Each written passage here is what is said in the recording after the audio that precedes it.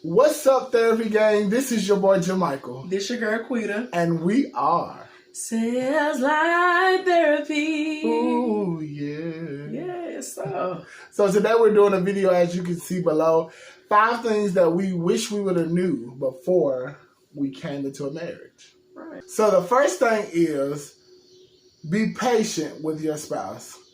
And when we first got married, it was a lot of things that I had to fix in myself that Quita didn't want to be patient with at first, but she kind of figured out that it was on my time and that I had to fix it, and she couldn't fix it for me. Right. I believe that when we go into a marriage, or even a relationship, or a friendship, you already have an idea of what you feel like it should be. Right. And sometimes we put those high expectations on people, and then when they don't meet them, we're like, well, dang, man, what I thought you were, and all that kind of stuff.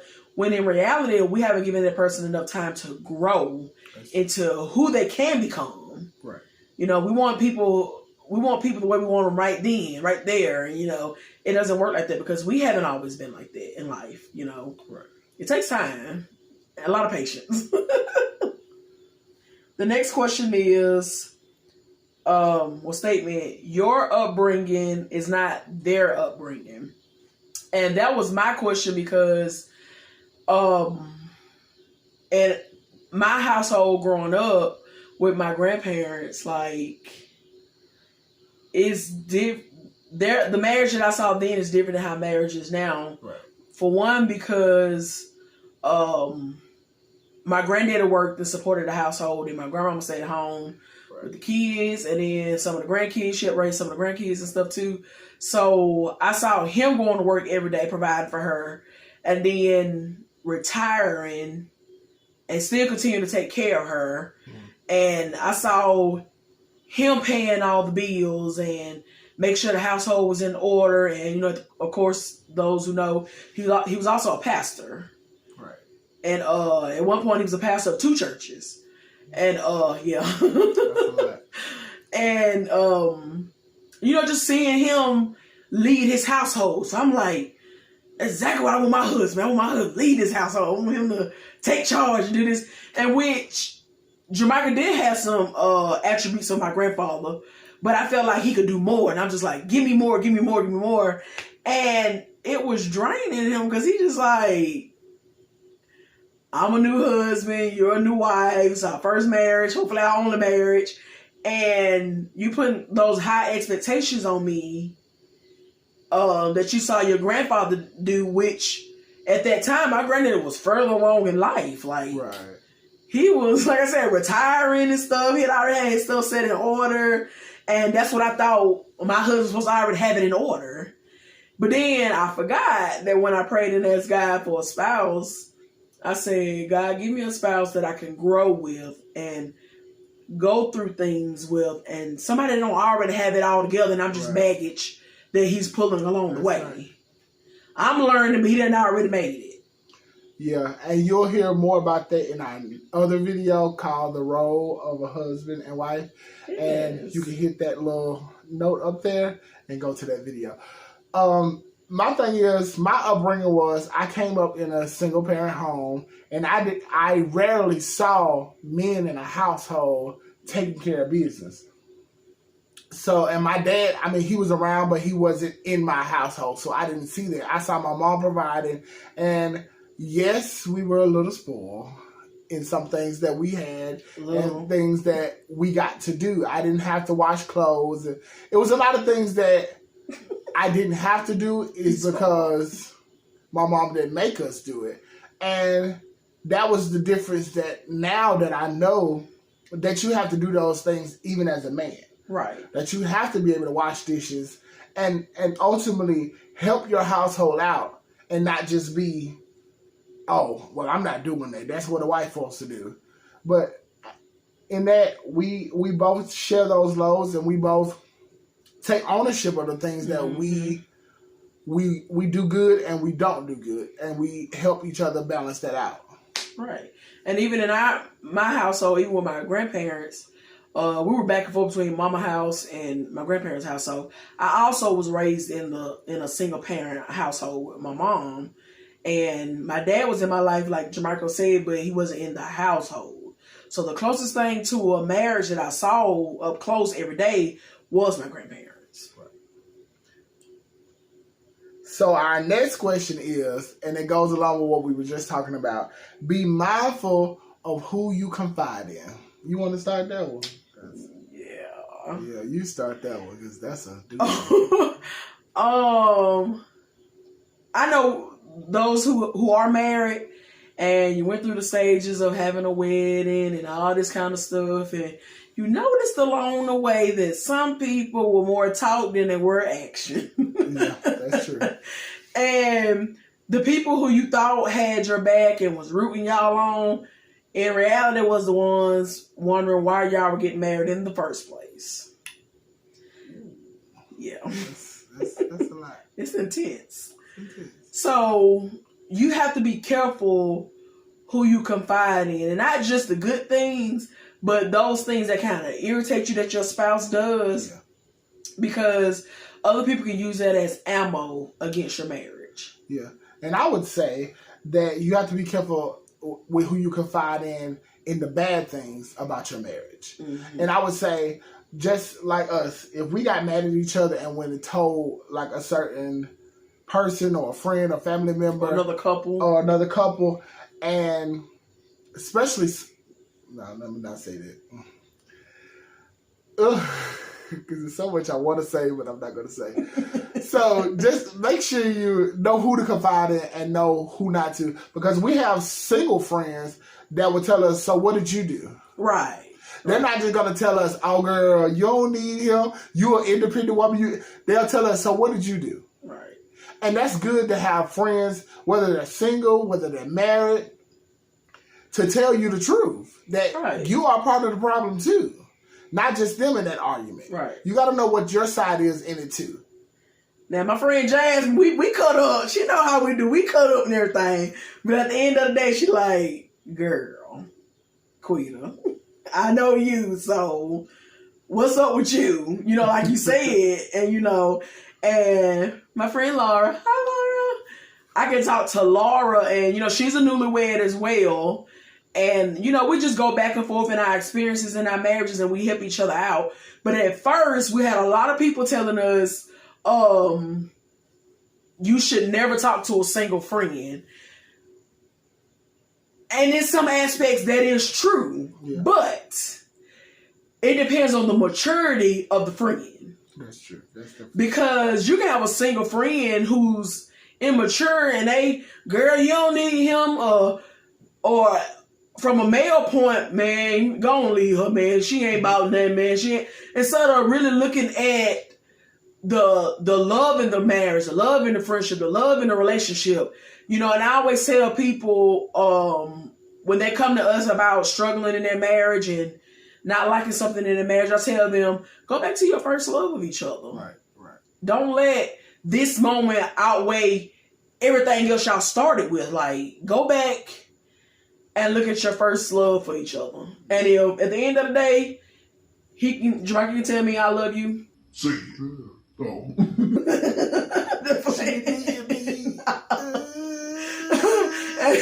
And I say I love him, then let's work it out. Right. So, our next question. Next question is, tell your spouse everything. Tell your spouse everything. And I feel like that starts in a relationship. Yep. You should be open enough to tell them everything, because you don't want anything to come back and haunt you in your marriage. But in order for me to open up to you, I got to trust you. That's true. But what I'm saying is, you have to know that every door that you open post-relationship or pre-relationship is closed, because that door will swing back open. They be like, hey, and I'm going to tell the truth. And this is not a disclaimer, this is the truth. Can't nobody come tell me nothing about my wife that I don't already know.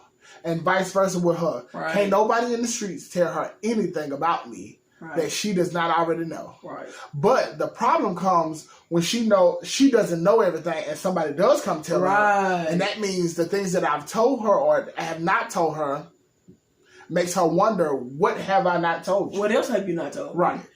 And as I was saying, if I can't trust you, if you feel like you can't trust that person, then y'all need to either work on the trust, or you need to decide if they're worth, continuing with. Because if you can't start out with trust and respect for one another, then there's nowhere to go from there but down, because it's going to be a whole lot of hiding secrets, text messages, and you know what I mean? Who wants to go through all of that? The whole relationship, so in that, you got to have that respect for one another and that trust. Right. I respected Jamaica enough to tell him so he wouldn't have to hear from nobody else. Right. But I also trusted him enough that what I told him, he was going to take it and keep it and not go try to run off and tell everybody. And, because there are certain things about ourselves that we don't want nobody to know about. Right. But if you're going to be my partner, if you're going to be my life partner, if you're going to be my spouse, then you got to know these things. I need to know that you got my back. Right. You can't put your spouse in a blind spot. That's definitely true. Do not put your spouse or relationship in a blind spot, because people will come tamper your relationship before you even get to a marriage. Your friendships, they'll come attack that because you leaving your partner, your friend or whatever, blindsided by how you really feel. You ain't really told them how you really feel. Then you done told Jody and them over here on this side. Then they came and told your friend how you really feel. And then your friend like, dang, I thought we were close enough to, come to each other. And that makes the friendship disloyal. Yep. Everything that you have told that friend, you gotta rebuild it. It's basically they feel like it's a lie. Right. Every time you told them you love them, you care about them, I'm here for you, and then they hear something from somebody else, it makes them falter on what your real motive is. Right. It makes them question everything that y'all have been through from the beginning. We don't want that. So be truthful and be honest about, where you at in life. There's been plenty of times even now that I've had to tell my friends, give me a moment, let me back up for a moment. I need some time to myself. And there's been times where they've had to tell me that, but that don't mean that ain't my friend. That don't mean, we ain't still loyal to each other.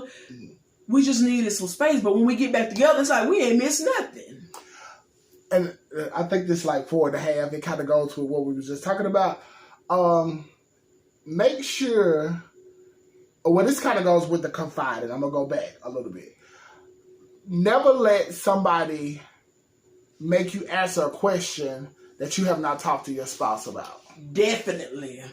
Because that'll get you in trouble. If somebody came and asked me, hey, I need to borrow $100, I'd be like, yeah, sure. And I ain't asked my wife first. And then I come say, hey, they want to borrow $100. They standing right beside me. She can't say no. Oh, no, I am going to say no. I mean, but it makes her look like the bad guy if she says no. You see what I'm saying? That's true.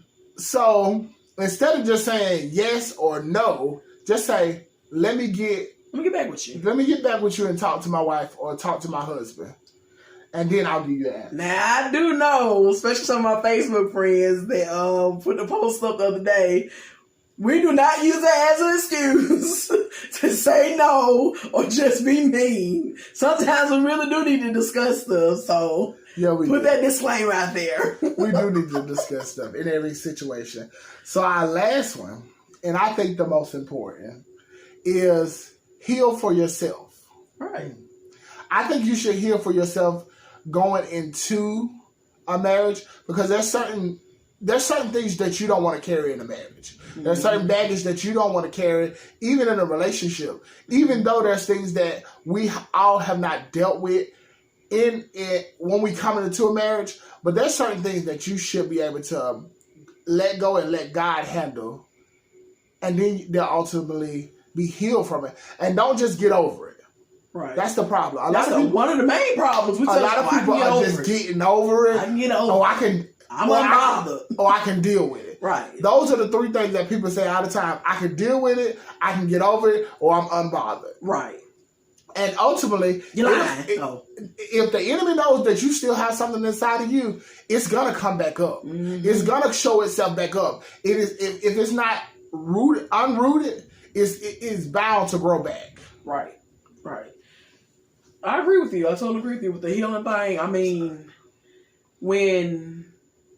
can I tell the story? Yeah, go ahead. Okay. When Jamaica asked me to be his girlfriend back in October of 2011, I was in an entanglement, as they say. That's another video. We'll get to that. I had a soul tie with a guy for 8 years, and I was done with him. I really was done with him, but it was still certain things that was rooted in me that needed to leave. And I loved Jamaica. Like I was so in love with him. Like that's my baby. Like I couldn't imagine my life without him. But at the same time, I was still dealing with soul tie and entanglements with another guy that meant me no good whatsoever.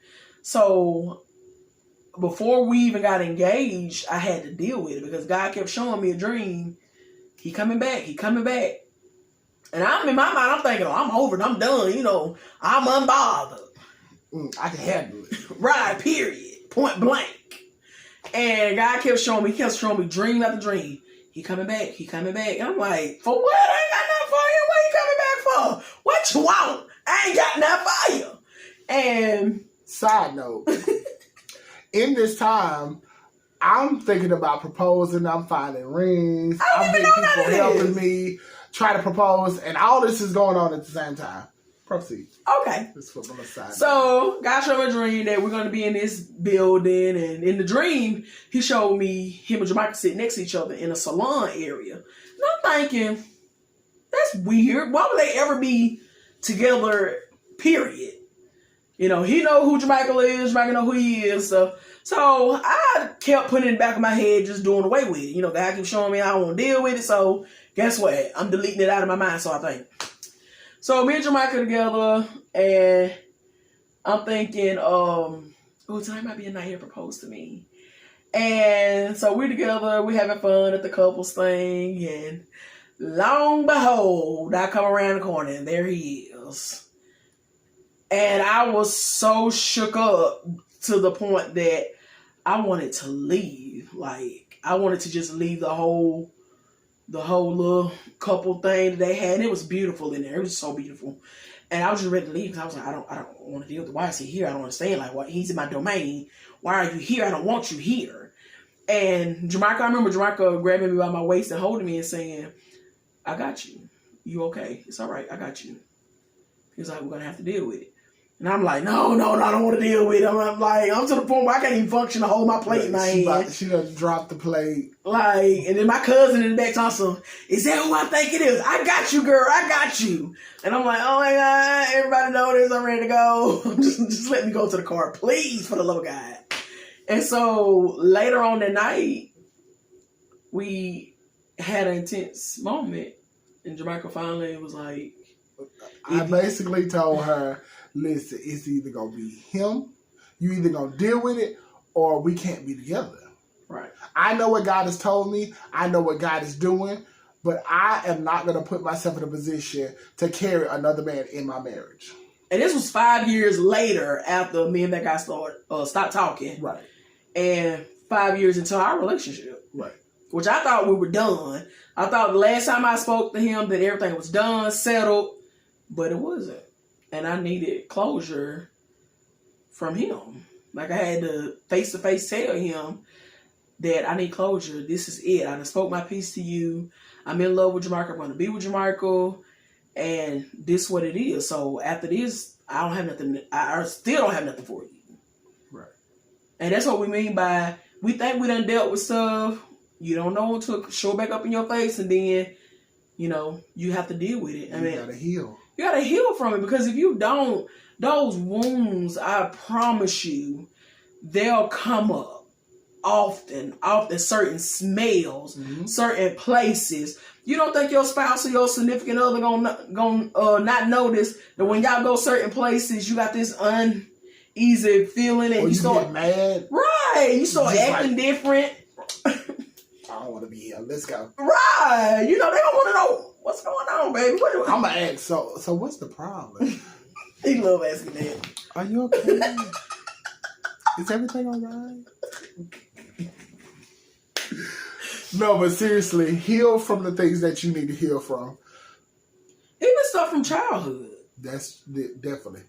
People that hurt you. Yeah. People that have wronged you. Let it go. Mm-hmm. And that's my biggest thing is I have to let things go of people from hurt and harm and everything else. And that's a whole other video. Right. So that's our 5.5 tips, basically.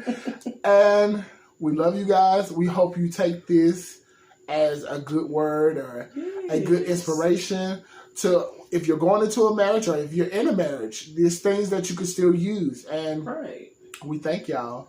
And we're still looking for people for our marriage video, whether you're single, engaged, thinking about getting married, or never want to be married. Right. We're still looking for people for those. So if you know someone or if you're one of those people, hit us in our inbox or in the comments and say, hey, DM me.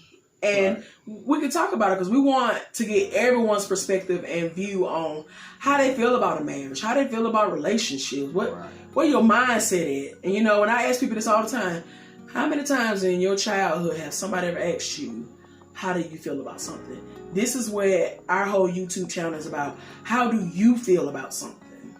Tell us how you feel. Until next time.